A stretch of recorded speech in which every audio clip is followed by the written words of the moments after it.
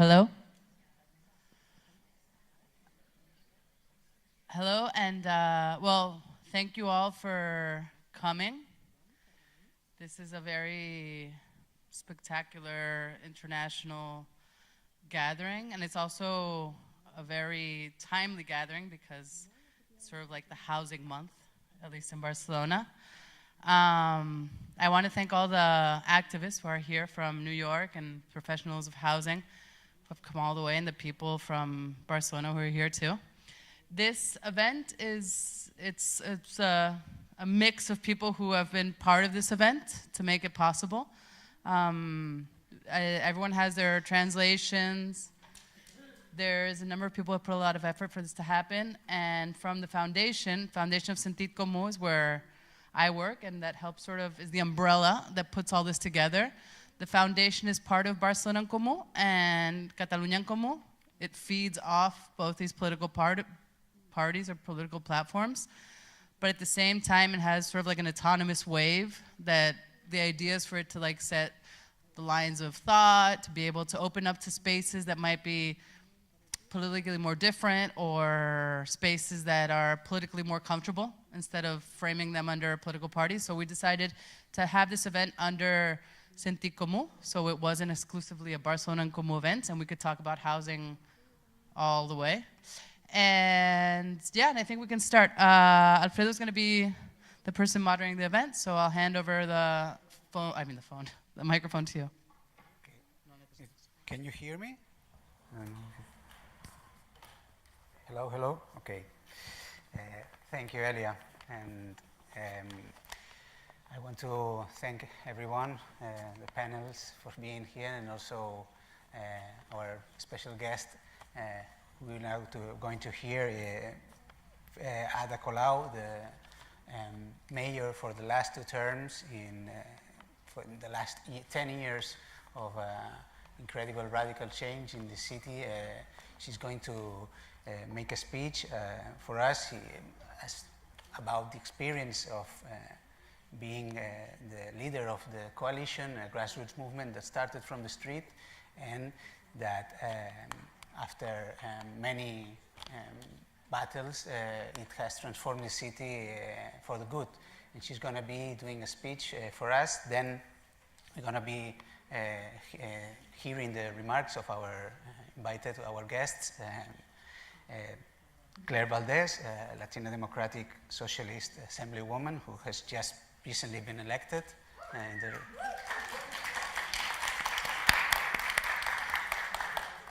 In the New York State Assembly, representing the Queens Borough in New York. Congratulations. Then we're going to be hearing the remarks of one of the most beloved colleagues of Ada in these 10 years, last 10 years of radical transformations, the Deputy Mayor of Ecology, Urban Planning, Mobility, Infrastructure, Janet Sanz.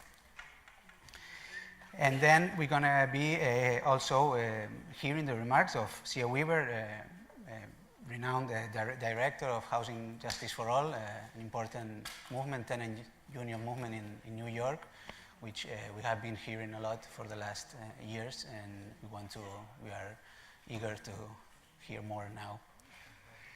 So you can applaud if you want. Come on. So now we're going to start with the intervention of Ada, which is, you can see it here in the screen. Welcome.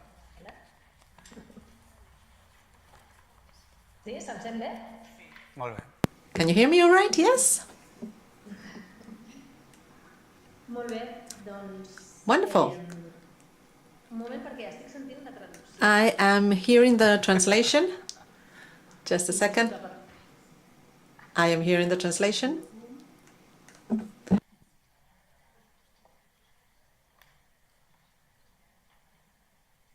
Hi, good evening. Bona tarda. Bona tarda, ara sí? Sí. All right, so it's a pleasure to be here today with you. Although it's online, I'm sorry I couldn't be there. on site physically, but I do feel as if I'm there with you. And before we start, I'd like to mention our colleague Vanessa Valeño, who passed just a week ago, and she's one of the main activists of the movement for housing in Barcelona, and she was a wonderful expert. And she was the vice president of the foundation Sentit Comú. So we would like to pay homage to her heritage. We'll never forget her.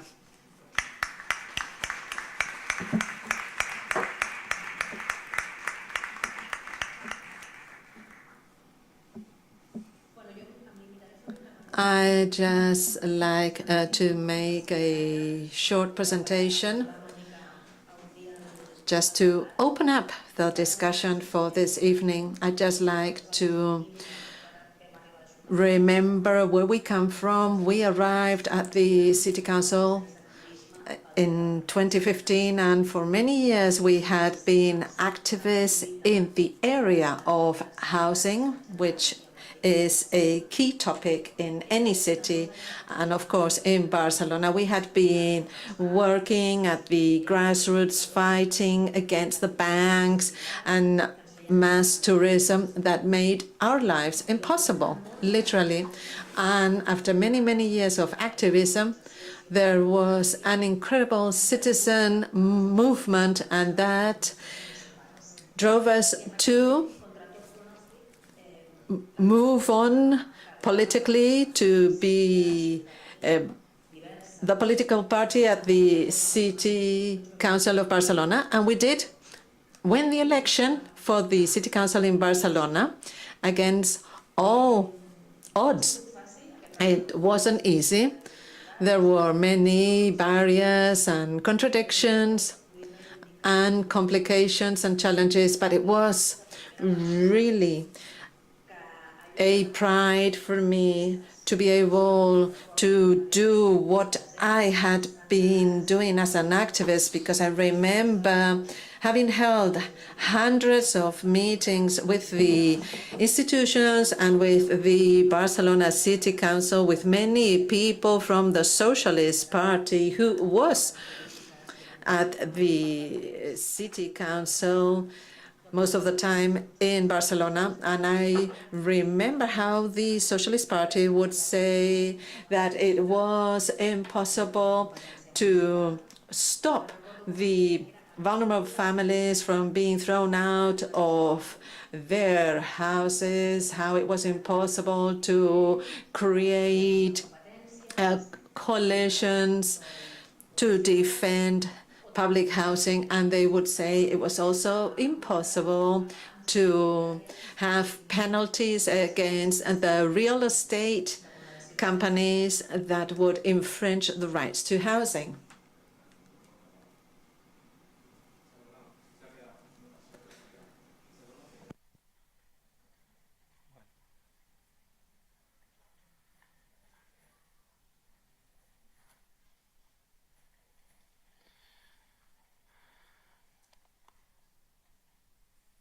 Looks like something went wrong.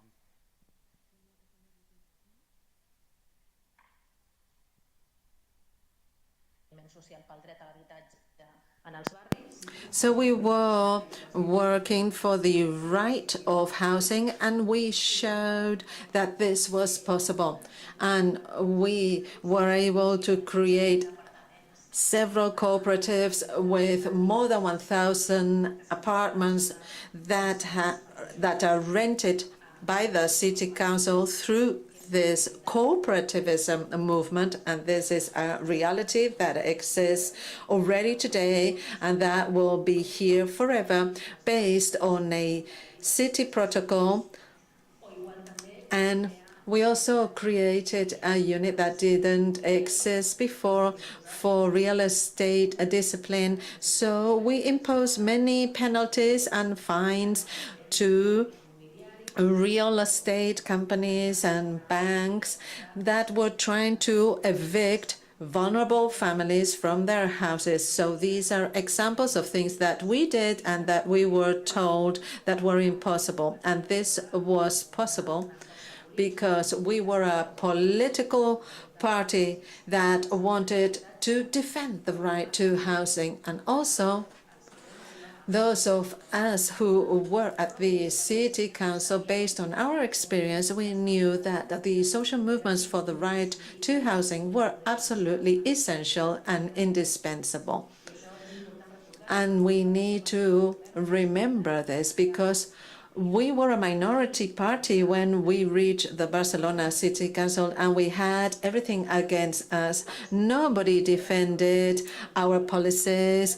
Neither the political power nor the legal power would support our policies. It was just a citizen movement, a social movement that created this debate and the need to defend the right to housing. And it was through that citizen movement that our political party, Barcelona Comú, was able to implement all these policies. And we also introduced the idea of co-responsibility of the private sector with regulations that we had been claiming for many years, like the 30% of having a 30% of state housing in the new buildings, or the new urban regulation to close down illegal tourist apartments that went back to the residential market. All those apartments that were illegal tourist apartments. I am not going to give you the long list of policies that we carried out and that we were told that were impossible, but they were possible because we understood that the social movement was a legitimate partner and an essential partner. And these movements had to be recognized as a key agent to defend the right to housing in the city. And we were also humble enough to admit that the public administration had failed to guarantee the right to housing, and we had to learn from the experience of social movements and all the policies that have been conducted in Barcelona during all these years. It's thanks to these citizen movements and these social movements, these leadership movements that have been implemented by the public administration, that were implemented by us, the public administration, when we were at the city council. Of course, we were against the privileges of many, and there was a campaign, a very aggressive campaign.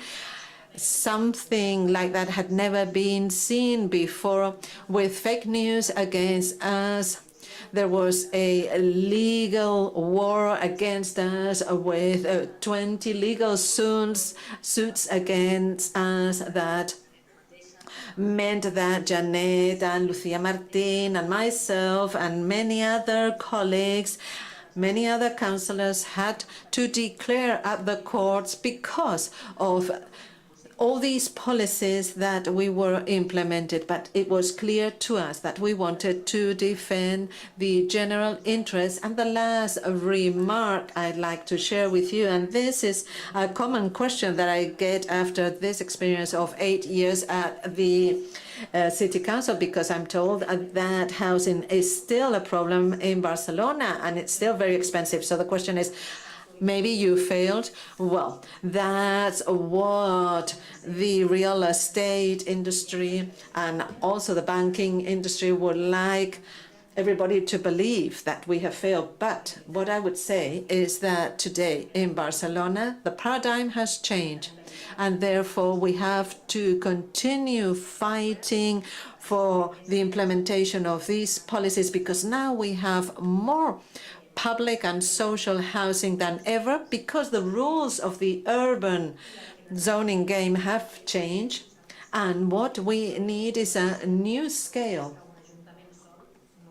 because just one single city council cannot solve the housing problem or other problems such as the energy problem that have an impact on our city. So we've done more than was ever done before. We did things that were considered impossible. And once we did these things, we have to say that this innovation and this political will should be implemented at a regional, national, and European level so that we can guarantee this right to housing. We have to take the experience of Barcelona as a local, humble, small experience, but it has changed the rules of the game. We have proven that it was possible to change the rules of the game, and that's why there was such a violent, aggressive reaction from the real estate sector. So at a small scale, we did during 8 years many things, and there is this will, this innovation, and this creativity that exists and that should be at all levels of government. Because if we were also at a regional level or national level, then we would be able to guarantee the right to housing. But this is something we can only do together by working through a network with the citizens at an international level and a national level. And I would like to greet our colleagues from New York today. We have learned a lot from the experience of other cities and other countries, and this network should be stronger than ever. That's why we should have this international approach, working with the fearless cities. We have held meetings regularly because we cannot do this alone, but we can do it together. This is something that we have already proven, and more than ever, we need to strengthen this network for the right to housing. Thank you.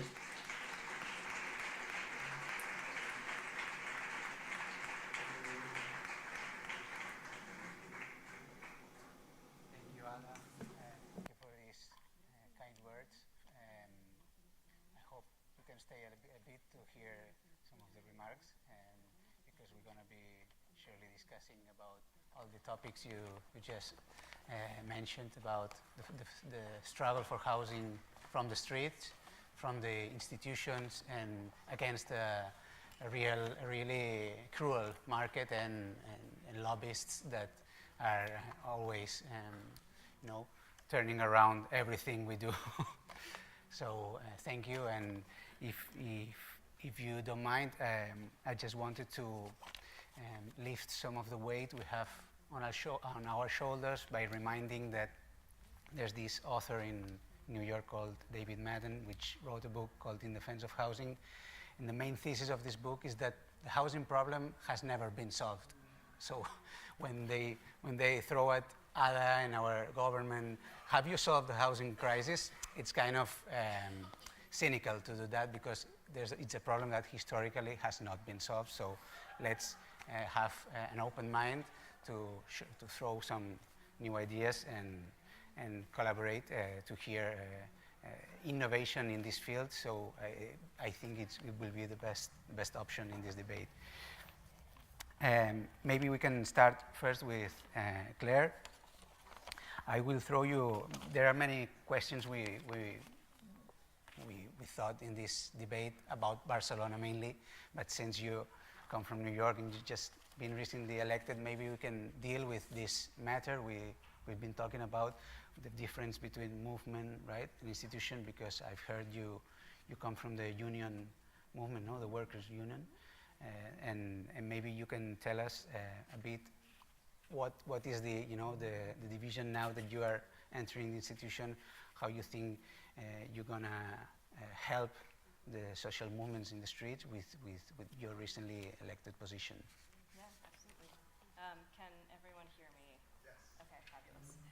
My name is Cea Valdez. As was just stated, I was just elected on November 5th, which unfortunately also was the evening that Donald Trump was elected president again. Yes. So certainly a bittersweet moment, not just for me, but for New York State and the United States and the world. So yes, I come from organized labor. I'm a member of the United Auto Workers, which is the union that represents not just auto workers in the United States, but in New York City, cultural workers, university workers. So I come out of working in higher education at Columbia University, representing about 500 workers who are largely clerical workers, call center workers, cashiers, so some of the lowest paid and most invisible workers on campus, but who certainly are responsible for making it run. That's my kind of organizing background. I am also a member of the Democratic Socialists of America, which is, which is an organization of members across the United States, but in New York City has about 6,000 members who are focused on all kinds of work. I come out of obviously labor organizing and electoral organizing, and the DSA, Working Families Party, United Auto Workers, all of these were member organizations that helped lead to my victory. So I come from the movement. Within United Auto Workers too, I'm a member of the reform movement that helped elect Shawn Fain to the International Executive Board, and heralded this new moment in United Auto Workers that has kicked off some real labor militancy around the country. So it's an interesting question because I come from movement work and in kind of multiple spaces of my life within United Auto Workers, within this new elected position. I'm seeing movement leaders kind of enter the quote unquote halls of power, seeing Shawn Fain and my regional director, Brandon Mencia, enter IEB has been kind of a similar negotiation. But, you know, as someone who comes out of the movement entering office, I know that I have a responsibility to the movement that elected me. I hope to use my office to organize constituents, to use it to give space for tenant organizing, for labor organizing, and to support the movement at the street level from obviously within the halls of power. The question of the difference between these two things, though, is an interesting one. You know, I believe that the state government has a responsibility to provide people the good life. It has a responsibility to provide people with housing, with healthcare, with childcare, and to make sure that we can thrive as human beings. It's the movement's responsibility to make that dream realized, because certainly in the United States, that is not the case. It's been really, we were touring today in Barcelona. It's my first time in the city, and it's clear that, you know, the movement that elected Ada, that, you know, was part of your the last few cycles of the city council have created infrastructure in the city that people are able to use to live full social lives. And that's a direct result of the movement. So I'm not sure if I'm totally answering your question, but movements exist on the outside to push us in halls of power to make sure that we're delivering on the things that we promised. Movements are more flexible, and they represent broader swaths of people because certainly operating within the state, you know, most politicians are only addressing those who are enfranchised to vote, and that cuts out huge swaths of working class people in the United States. So movements can encompass their voices as well. Yeah, I'll stop there. And maybe, I don't know if it's possible that you can devise some of the possibilities in the future assembly in terms of housing. Maybe you've talked with colleagues in the social movements if there is a policy that can be. I know that, you know, the scenario is quite dark now, but maybe in New York State there are policies that we can learn also from Barcelona, because we are, as Ada said, we are always open to learn from many other places, and we would be delighted to hear new ideas. So maybe there's something that came in the program, or something that has been, you know, talking in the street, you know. I'd have to think about it a little bit, because to be totally honest, we've stolen many of our ideas from you all. We're really excited about our own social housing bill that was just introduced earlier this year by a socialist. It's carried by a socialist, Emily Gallagher, in the New York State Assembly. Mm-hmm. That, similar to you all, would create social housing, permanently, deeply affordable, and give tenants democratic control over that housing. So obviously those are the components that we're fighting for. And it would be transformative in New York State, where so much of the market is captured by, you know, the real estate industry. And it's kind of a new concept. It'd be a new thing, certainly for New York. Obviously not that new here, though. So, te faig en català millor, no? I will ask the question in Catalan. Sí. Esto es porque habitualment parlo We cada vegada que usually treballem speak junts, in Catalan because we Ahora, do millor work canviem més, together. no?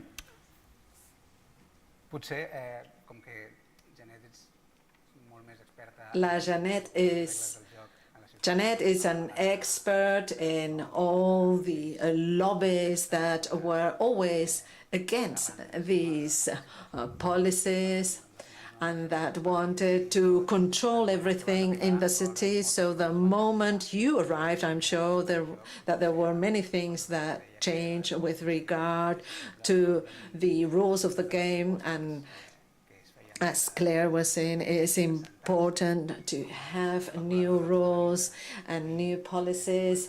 And of course, what you did was to speak to those who used to have the control on the housing market. And you said that many of the housing units had to become social housing units. And you arrived there and you started saying, look, things are going to change from now on. Maybe you can tell us about those conversations, about the pressure of the social movements, whether that was a key aspect for the negotiations. Could you share any of your experiences with us? Thank you very much.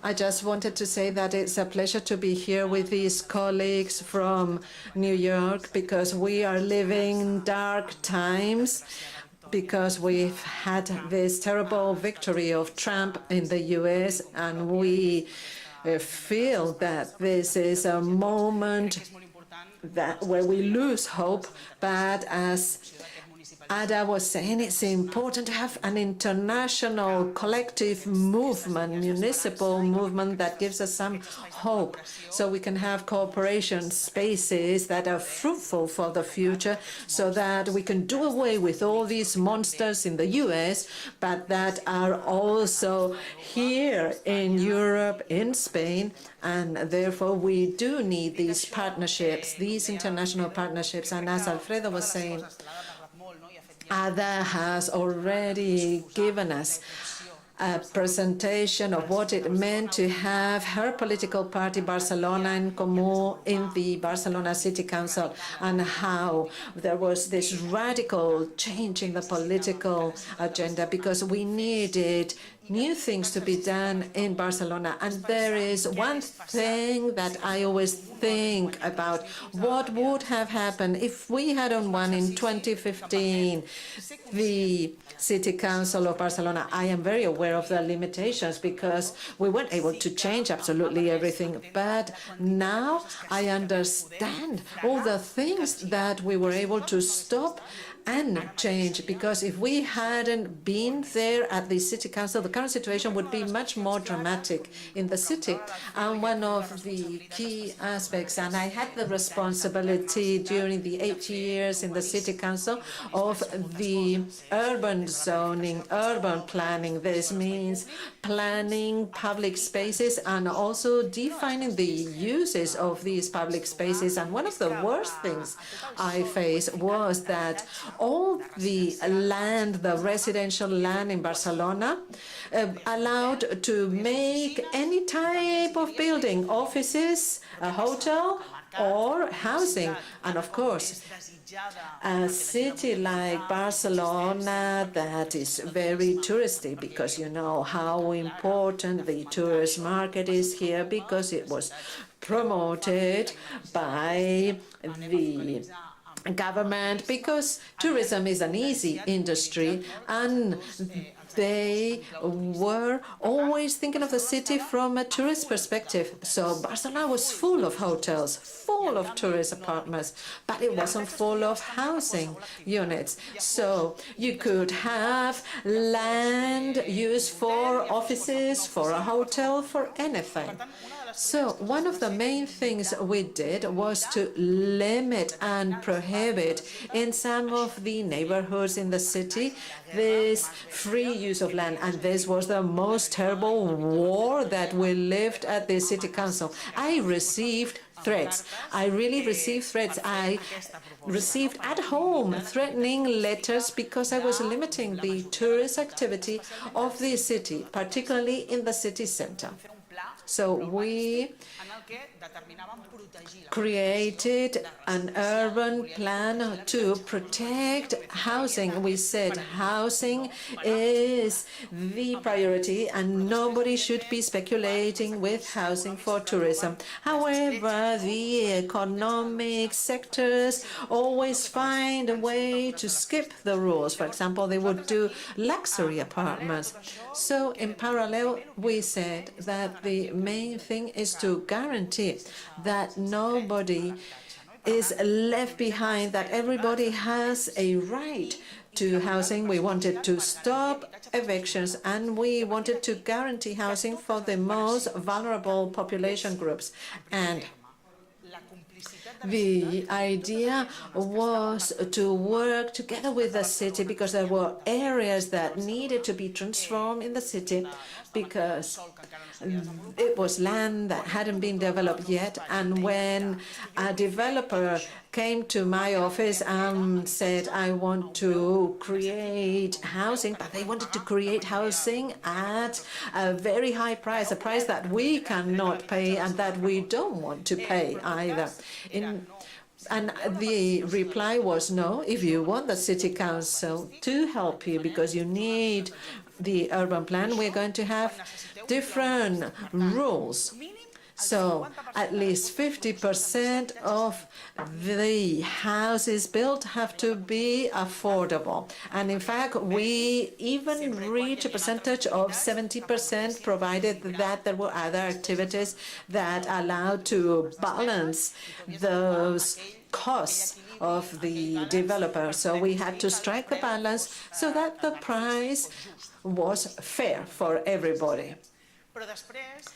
But one of the measures that I think is the most, or one of the most important measures, was to incorporate that 30%. What does that 30% mean? Not just when we develop a public action, we need to establish that affordable housing. But if you have a private development project, you must make sure that 30% of those housing units have to be affordable, because you are working in a city and a city needs to have housing. And I have a long list of stories that are very difficult to summarize because I have seen absolutely everything. Ada was telling us about this before. It's important to understand that when people came to see us, they knew that they had a mayor that came from a social movement, an activist movement, that all of us had very clear priorities, that we wanted to develop specific policies. And it was amazing for everybody. And they had to understand that things had changed, that the city council wouldn't be at their service. And this last decade has helped us understand that we've had many victories of the neighborhood movements and the movements defending the right to housing, because there are some policies and now in the city of Barcelona and in the Catalan government and in the Spanish government that have provided some progress, and we have been working together. We had many different laws with changes in the tenant laws, and in this way we have been able to change the idea that the public land cannot be a financial asset, because now we're criticized because we didn't build enough housing, and that's why the prices are so high. But this is not true, because the prices are increasing all over Europe after the housing crisis. The problem is that housing is a financial asset, so it's indispensable, it's essential to have this clear idea of transformation with the right legal framework, but we also need the social movements to be able to change this public agenda. And all of this has given us strength when we were saying no to the developers, to the private developers, because I was part of a movement that was changing the rules of the game so that housing, the right to housing, became the core of our policies.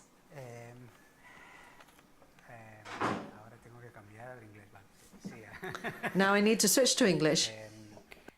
We've heard many of the struggles from the position of having to decide policies, but maybe the example of housing justice for all is that how can you, it has happened here also, as Janet explained, she had the strength to enforce new policies thanks to not only the ideas but the confidence of the people, the social movements that were in the streets demanding those new policies. But in your case, as we knew, in my case, I learned from your movement during the pandemic because we were all, didn't know how to pay rent, and it was a very strange situation. And I started to follow your activity in New York. And although we have a very long history in New York of rent strikes and tenant organization, we heard about this good cause policy, and we know it's something that you negotiated with institutions. So maybe this is a starting point for your remarks to maybe explain a bit, because there is people from Barcelona here and me, for example, that really don't have the details of the good cause policy, and maybe you can explain it and also make a little bit of introduction of how you develop your activity from social movement to try to force politicians into doing what is best for the majority. Yeah. Can folks hear me okay? Perfect. Yeah? Okay, cool. Let me see. Wow, that's loud. Thank you so much for having us. We're really grateful to be here and to be learning from you all, and hopefully to be presenting a different side of politics in the US. We're not all like Trump, and very embarrassed to be here, but also really grateful to be here and to be able to learn from your Spain's long history and Catalonia's long history in particular of resisting fascism and strong social movements that can win power. So we're grateful to be here today. And Housing Justice for All is a statewide movement of tenant organizations in New York. And so just to share a little bit about the New York context, New York is about 70% renters, and so most people in New York are tenants and they rent their homes. But our government is super majority owners. So there are very few tenant representatives in office, either at our city council level or at our state level in Albany. We do have a long history of tenant resistance in New York and rent strikes and organizing, but we also have one of the most powerful real estate industries in the world. And so a lot of the investment firms that are here destroying the real estate market in Barcelona are New York based. So we're sorry about that as well.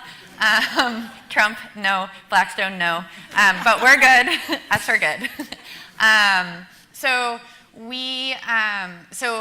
that sort of tension between the real estate industry and the organized tenant movement has really shaped our politics.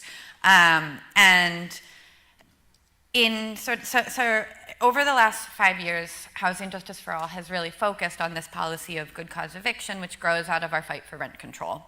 And the idea of good cause eviction is that it is the right to renew your lease and the right of limited rent increases, so freedom from things like price gouging.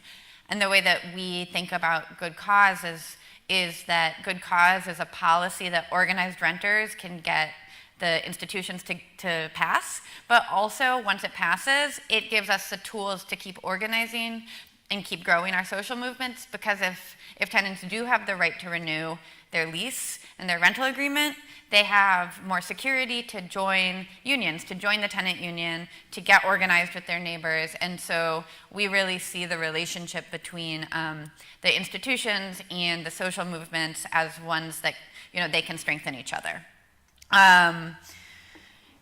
So we were losing for a long time, and so in spite of this sort of political situation where most people rent and can't afford the rent, many people are paying 50% or 60% or 70% of their income in their monthly housing costs. We have over 100,000 homeless people living in our city, and our eviction courts are just churning every single day. In spite of that, we have been able to win some really big things. We've been able to strengthen and expand both good cause and rent control in New York State. We're really proud of that. And the way that we did it was by partnering with the sort of alternative political parties that sort of exist in the US. So there are really only two parties, but there are two party-like things that we work with very closely. The New York Working Families Party, which is a sort of left-wing coalition of labor unions and community groups that seek to, you know, win seats in the state legislature and the city council, and to pull the Democratic Party leftward.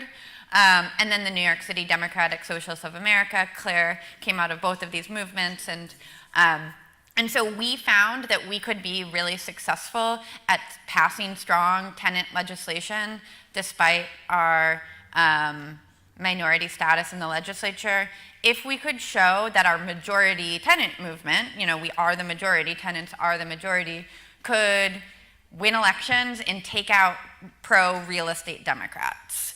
And so over the course of the last 7 years, we have, I think, sort of, you know, punched above our weight. We've won more than, we've won a lot of things. We've like beaten back the real estate industry despite their significant strength, because we have taken their favorite politicians and targeted them and won elections and taken them out of office. So now we're proud to have a small core of about 8 lawmakers who work very closely with Housing Justice for All on shaping public policy. Claire is one of them. And so even though we are a minority, we're a minority of politicians, but a majority of the population. And so we've been able to do a lot of things. And I think that answers your question. The last thing that I will say is that I think is important to understand too about our political situation that maybe is similar, is that New York State is much larger than New York City. And the sort of more rural parts of the state and upstate New York, outside of New York City, the areas outside of New York City have a lot of influence over what happens in New York City. And so even though most of the renters live in New York City and a lot of people live there, we actually can't do anything without passing legislation in Albany, our state capital. And the rural parts of the state and the sort of more conservative parts of the state have outsized influence over policymaking. And so in order to win the things that we have won, we've had to build coalition of renters who rent outside of New York City, and to grow in parts of New York that maybe are more conservative and where people are not expecting us to be able to have strong social movements. And so being able to say we're not just, you know, in Brooklyn and Queens, but we're also in the Bronx, we're also in Rochester, New York, we're in Buffalo, New York, we're in some of these smaller, more rural parts of New York State, really helped us change our politics. And I think there is some sort of similar dynamics here where it's always a push and pull, where the city is a bit more left, and then the state is always trying to control the activities of the city. And so we've had to be fighting on both levels over the course of the last 7 years. Now we can, try to dedicate some minutes to, if you want to ask questions among you or touch some of the themes that we previously discussed. It's an open mic situation, and if you want, we can also deliver it to the public, so we have a more dynamic conversation with everyone here, which is a very nice crowd. So, you want to say something? Yeah, Claire? I had a question. Yeah. We've been talking a lot today about the work that that Barcelona in Comú did, and a little bit about how you all came to power and won this election, won all these elections, and won a majority in the city council. I'm curious about what that looked like at the very beginning of that process and what kind of coalition building was like. Because as Cea indicated, in New York were several proto-parties and many different movement organizations, and we all work in coalition very frequently to pass some legislation because we are up against quite a bit of money and influence from various bad actors. But so coalition building has been a big part of our work, and I'm curious what that process was like. Well, before we were discussing this topic with some activists because entenem que el procés també de creació de l'espai de Barcelona en Comú és un element a tenir en compte perquè és un exemple, no? I ho dic en by Barcelona and Comú, because when we arrived at the city council, there had been a financial crisis in 2014 with many people who felt really abandoned by the administration, and it was a similar situation to the one we have today, because we had a right-wing party in the Catalan government and in the Barcelona city council. So we had the right-wing party in all the administrations, and they were cutting down all these services such as housing. For example, the Catalan government allowed tourist apartments to be 3 times more in just a few days. We went from 3,000 to 10,000. So this meant that many people from many different areas had the possibility of proving that everything that the left-wing parties had been saying was possible. But I'm not talking here about the Socialist Party or the Democratic Party. It's not supporting them in their policies. It's leading the policies, and that's what we decided to do with the social movements and with the existing political parties. And everybody was very generous because we needed one figure, and it was Ada Colau, who represented this hope to recover an institution at the service of the citizens, someone who was credible, someone who spoke the same language as the citizens, someone who had been preventing evictions in every neighborhood. The idea was to have this strategy of many different people, and it's thanks to this strategy of this coalition that we won the elections. We prove that this was possible in a context, because one of the main things that we took advantage of was the rage that there was with the 15 of March movements. The citizens were very angry with the administration, with all the cost cuts.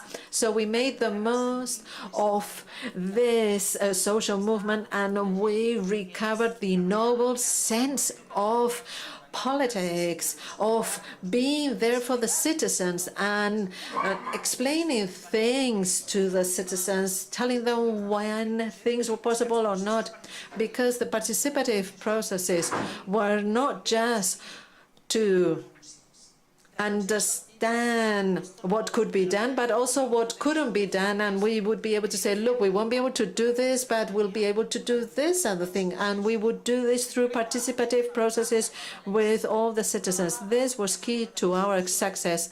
And once you prove that everything is possible, we had this vocation to continue. But of course, not everything was easy. But after we won in 2015, there was a lot of fake news. There was the reaction of the economic lobbies that understood that we had the power, that suddenly we had this coalition of people getting together to get the city council. And we were the first party in Catalonia as well. So all of these political cycles show what can be done when we work together. That was a long answer, sorry. You want to make any question? We can pass mic. Have someone there with a mic, maybe. Can I ask in English? Yes. Yes. Okay, there's no other option. Hi, my name is Alina. I'm with the Housing Justice for All Coalition, and as well as CAV. We organize Asian working class immigrants, tenants, and youth in New York City.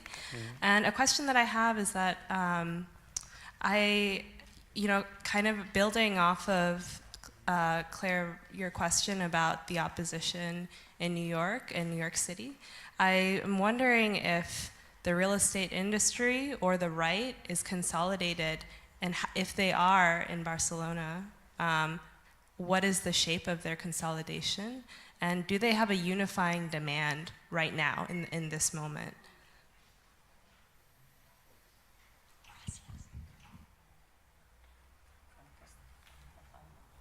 It's for you, right? No, it's For who? one of you. It's either one of the far right in Barcelona. Real estate and the far estate. Ah, I thought it was for Claire, the question. No, it's for Janet. Ah, okay. So you were asking if here, far right and real estate industry, there is a project? Oh, si la extrema dreta y la industria real estate So están if consolidadas y the quieren real hacer estate and the far right have consolidated themselves here, and what are their demands? financiarización, ¿no? Es como the same project as always.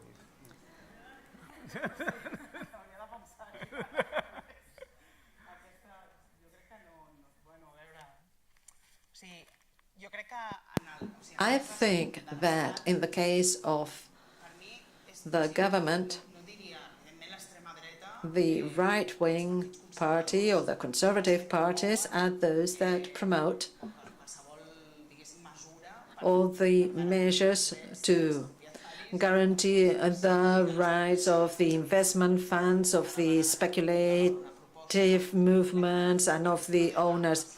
The right wing, the extreme right wing, didn't exist before in Barcelona. It does exist now, but it did exist in Spain before. The extreme right was hidden behind other political forces. But every time we had a plan to defend the right to housing and a plan against the hotels in the city, the right-wing party would always be against these plans. There was always a synergy. I cannot say that the right-wing party is controlling the real estate and the investment funds, but there is this political agreement where their interests are represented. But if we are talking about the seasonal rents of 1 year at luxury prices. For us,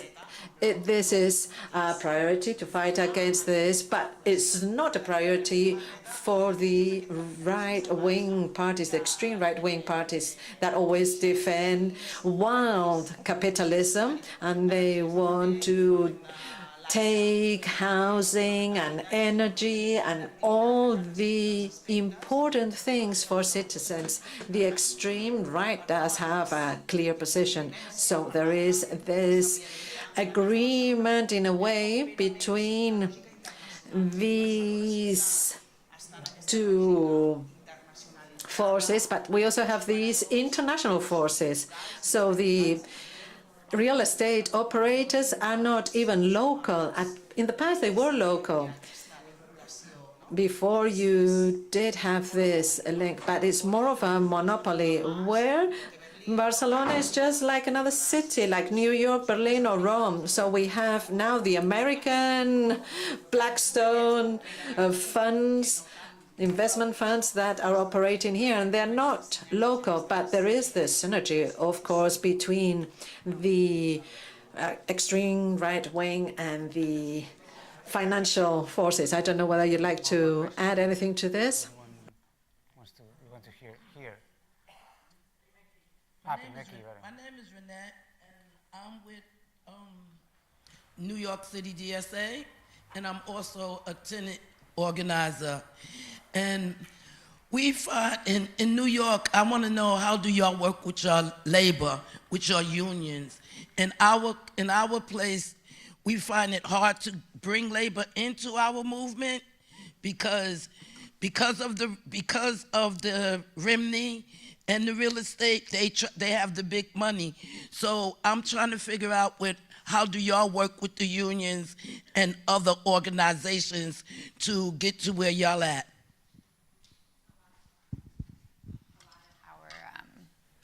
Major labor unions have aligned with the real estate industry to promote gentrification and displacement and speculation in New York. Labor unions are aligned with real estate interests. Very often, because it's because jobs, because it creates good jobs for their workers, either in the building trades, they help build the buildings, or in servicing unions, they get jobs and good, potentially good contracts out of it. So it's been hard for us to build coalition with labor because they have a short-term goal. They have a real goal and a short-term goal of jobs for their workforce, but at the same time, their workforce is being displaced because the price of housing is going up way more than anyone can afford, and so we're stuck. But is the tenant unions you're coming from, the auto industry, also with that kind of mentality? Or is just tenant labor unions in the city?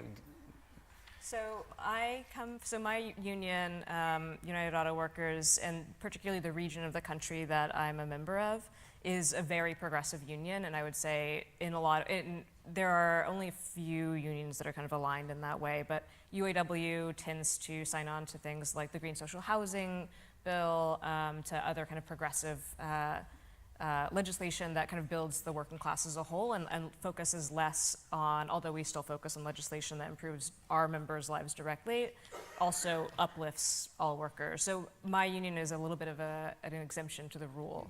But generally, the labor unions orient, as Cea was saying. I don't know. No sé si vols dir alguna de los... No, aquí per sort no passa This doesn't happen here. This is different here, luckily. Ah, sí que passa. Someone says it does happen. We will need the microphone to be used to be able to translate the questions. Okay. All right. We're talking about housing here. It does happen, though, in the automobile industry. It does happen in the automobile industry, but not in the housing industry, because there have been many struggles regarding the quality of the air in the city and the transformation of the public space. But luckily, in the area of housing, we do have a trade trade union són promotors defending d'habitatge affordable assequible des de fa molts housing, anys, and they're amb promoting cessions d'ús affordable de housing. sòl In públic fact, que se they li fa des de la even ciutat a aquests lease sindicats land perquè construeixin habitatge. so that new housing can be built. There was a question there. En español, en inglés es más fácil. Lo que tú quieras. Okay, in English, just because I want to get everyone's opinion. Well, actually, all the people in this line were studying a master's in public and social policy here. My question is more related to the public policy part of it. I mean, we obviously know that each side of the spectrum has different ideologies when it comes to housing, but my question comes more on like, what is some policy that has been effective, at least from your perspective, either here in Barcelona or in New York, that doesn't matter if you're from the right or the left, that is just more something that most people agree with? If you've seen some sort of policy that everybody's on board with, mostly. Obviously, not everyone ever agrees with anything, but All the speakers. yeah, if they have something to say. Question for the three of you. I mean, for us, I think the thing that we've been able to have cross support on, cross ideological support on, is rental assistance, so money to help people who can't afford their rent pay their rent. The real estate industry and center governments tend to like that because if people can pay rent, the real estate industry is getting money. And we like it because we don't like to see people be evicted. And so something that we've seen generally is that there is a lot of support on both sides of the ideological spectrum for subsidies to help working class people pay their rent. Something that we're seeing in the US, though, is that that is changing primarily because of the sort of re-rise of the far right in the US and a lot of fear-mongering and demagoguery around immigration in the US. And so now, because of that, what people are saying is they're saying that rental assistance is just being used to help people who shouldn't be here. And so even though there's maybe some alignment between the tenant union movement and the industry that we want people to be able to pay rent, right? Because of the rise, because of like a very strong racism and and just like, I don't know, fear basically, that's all over the country now, that support is eroding. No, jo la veritat és que per mi, I des de la have to perspectiva say, en la que from preguntes, the perspective of policymaker, we mustn't confuse a neutral policy with a policy for the majority, because you were referring to a policy that the majority like. This is quite difficult to achieve. And I don't know whether it's really for the majority, because every ideology, every proposal is representing a different population group, because we don't all represent a majority. And then we just need to reach an agreement, because when you decide to restrict the tourist uses, you are saying that housing should be for the people. But it is a policy for everybody, because it means that there'll be more housing available.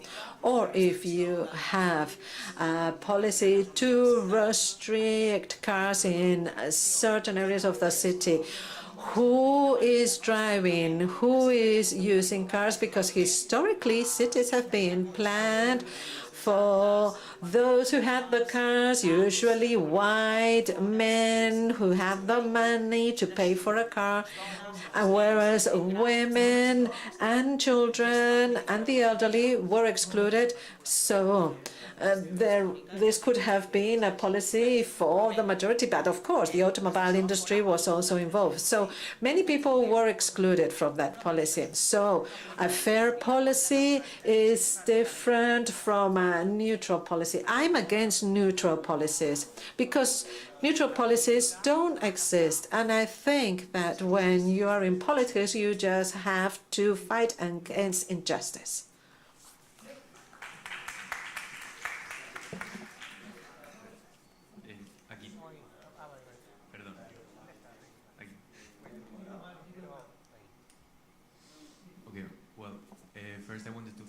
American speakers. It's been super interesting to listen about the housing situation in the US. Y cambio al castellano si está bien. And my question is for Janet. You have spoken about the political cycles and about the 15th of March movement and the rage that the citizens felt, and I do agree with the work done by Barcelona and Comú. However, right now we are living a housing crisis, and I have the feeling that in 2015 you were able to represent the social movements, but right now this is not the case. And we see a greater distance between the political parties and the social movements, particularly among the youth, because the youth is not feeling politically committed. And I don't know whether you'd like to say anything about this, because I'd like maybe you to say something about the future and how the left parties can attract these demands from the street. So this is a question for Janet. Okay, this is a question for Janet. Well, maybe our American speakers would like to answer as well.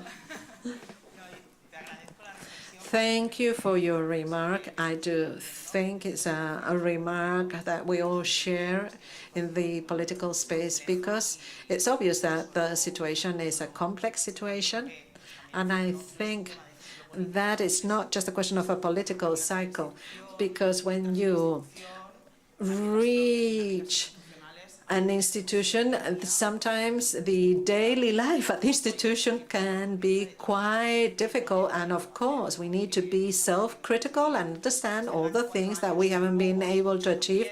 4 years is not enough to change things, and 8 years is not enough to change everything. And then we have to understand that it's not the same to be disruptive than to continue with the policies, the existing policies. At first, you are new, and when you analyze the votes, we are not used to maintain people in the political institutions unless you have a sociological vote. But this is not something that the new generations have. And we are very aware of this, so we're now reviewing all of this. We are reviewing those limitations. There have been limitations. We didn't have the majority. We have to be aware of that. In 2015, we had 11 councillors out of 50. And of course, we wanted to make a revolution, but we just did what we could, because I have to say that we did break down many walls, and we had to reach agreements with the Socialist Party, and we had to strike a balance. I did have to reach an agreement with the Socialist Party in many policies that weren't perfect, but that's what we had. So sometimes we felt this frustration. I did feel frustrated very often because I couldn't develop all the projects that I would have liked to develop if I had had 41 representatives in the Barcelona City Council. But that's democracy for you. I am against neutral policies, but it's important to reach agreements to ensure the durability of some policies, because you don't want to generate a strong movement against your policies, and when that happens, they just want to revert your policies. For example, the 30% policy that we implemented, because now land in Barcelona is more economical, and the developers and the investment funds are buying at a cheaper price, and now the government wants to revert the policy of the 30% that we implemented, and they want to revert it. Now they have a government, Trias and Colboni, that is the right wing, and the socialist left, saying that they wouldn't continue with our policies. So we need to be self-critical. We need to connect better with young people. We are an organization with 20% of the votes in Barcelona, and that's not at all bad considering everything that we've had against. But we do need to reflect on how we can involve young people in the political movements in this capitalist context. In this context where we've lost hope, individualism has to be fought with collectivism. This is what we're doing here. In fact, today we're getting together. I'm sure that there are different nuances, but we do have a common strategy. We need to reach all the population groups, men, women, young people, not so young people, with the goal of having the same objectives and making them possible and effective, because everything takes time, you know? And the capitalist context is not in favor of us culturally, and we need to create resistance networks. Our colleagues in New York are telling us about this resistance network that has been there for long and will continue in the long term. And now they're going to face this terrible political situation. And we have to learn from these networks, and we have to promote them with social movements, because we do share the same ideas and we come from the same places. Hello, I do have a question for Janet, because I did form part of the 15th of March movement. I am now doing a master's degree on human rights, and my question is a bit theoretical, because we always have the problem, as your colleague Pissarello wrote about the justice of rights, and when you have certain policies implemented, the next government can revert those policies, and then the citizens are always in this situation where they don't know whether their rights will be protected or not. And what are the future steps available to protect legally this right to housing versus the state? First, my condolences. I don't know if I will pose the question correctly, because I have a limited knowledge on the legislation in the United States, but in what form is the right to housing written into law in the United States, and what kind of obligations? Okay, I see that the answer is none. I had the intuition, but I was curious. But well, if you want to expand on that a little bit, I would be thankful. Sure. In the US, and I think in many places, the point of housing is to accumulate wealth for the people who own it. And any sort of shelter that it might be giving somebody or home it might be providing is way secondary to the primary goal, which is to generate wealth. And then you can see that in many types of ways, including the fact that our entire city says that the value of the property has to go up in order to get things like property taxes, in order to pay for things like public schools. And so there are many different ways in which our legal system is set up to prevent a right to housing, and to say that we actually have to, I don't know, to prevent a right to housing. It doesn't exist, and it's not, we say it at our protests and our chants and so on, but it's not something that exists.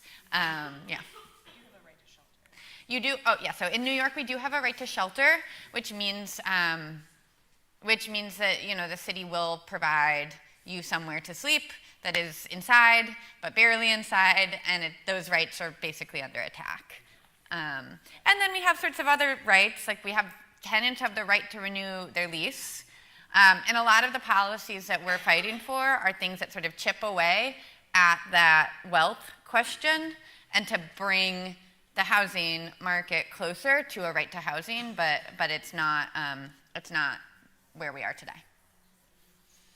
I sobre aquests horitzons, no, d'esperança, expectativa... With regard to the hopes and expectations for the future, I think that the main goal is to try and have a neighborhood movement through the FAB, for example, movement. And there is this idea of collecting signatures to change the Constitution. We have a problem because there is a right in the Constitution that says that all citizens have a right to housing. However, that right is in a legal limbo. So people do believe that this article in the Constitution, I think is Article number 47 of the Constitution, the right to housing. I wasn't sure whether it was number 47 or not. So we have Article number 47 in our Constitution that defends the right to housing. It says that all citizens have a right to housing, but it cannot be implemented. This is a historical abnormality because terrible things have been done in the country with the land and with housing. And this has to do with the industrial model of fascism. And although we have this right included in the Constitution, it's not implemented because of the tension of the fascist movement that still exists, because they said that after the dictatorship we had a perfect transition, political transition to democracy, but it's not true. It's not true because these rights in the Constitution are not implemented. So we have the laws, we do have the laws, but they're not implemented. So it's always a question of tension. And the idea is to be able to change this charter that controls our legal system, and that so in this way it won't depend on the political party, because if we had a new political party in Spain or in Catalonia or in Barcelona, things can be changed according to the political party. But if you have it as a law, passed as a law, then they cannot change it. We know what has happened, for example, in other countries such as Chile. Iceland is an exception, but in Chile there was a conflict because they wanted to change the Constitution and guarantee the rights of the citizens. But the idea is to create a new common sense, a new sentit comú, common sense for all these citizens, so everybody has this right to housing. And we have to do away with the idea that if I own a property, I cannot be in favor of these policies, because everybody who has a property is going to need that property, in fact, for their retirement. They won't be able to give that property, that house to their children because of the current situation.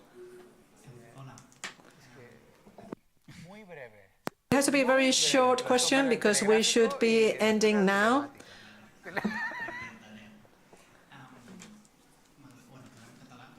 My question in Catalan, and I would like to get the opinion from Barcelona and New York, because we are now seeing different movements of tenants in Spain. And my question is, What is your opinion about the role of the political parties in these movements? Should the political parties be within these movements or out of these movements so that we don't give it a political color?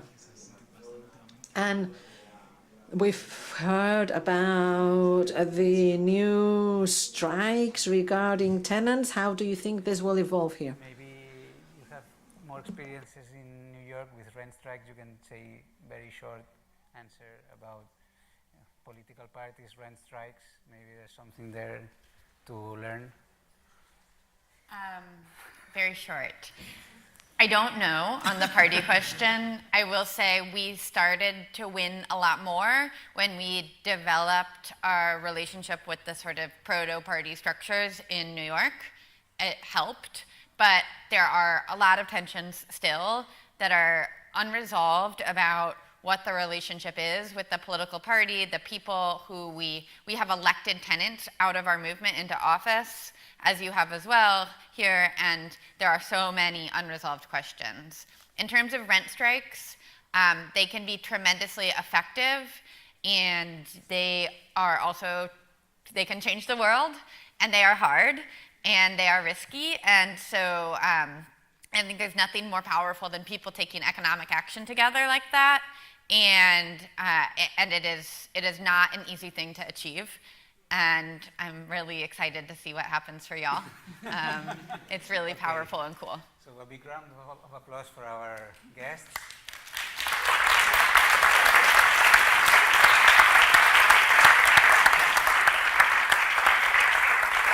For Claire, Janet, and Cea, and for the rent strike.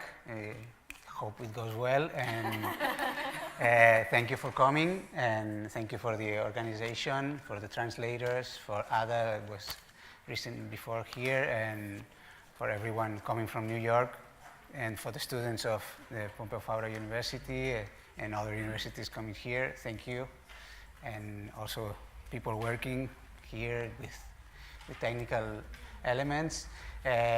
Hope to see you soon. Very, very soon. I don't know if very soon. Distance it's important, but I hope technology allows us to keep in touch. Thank you.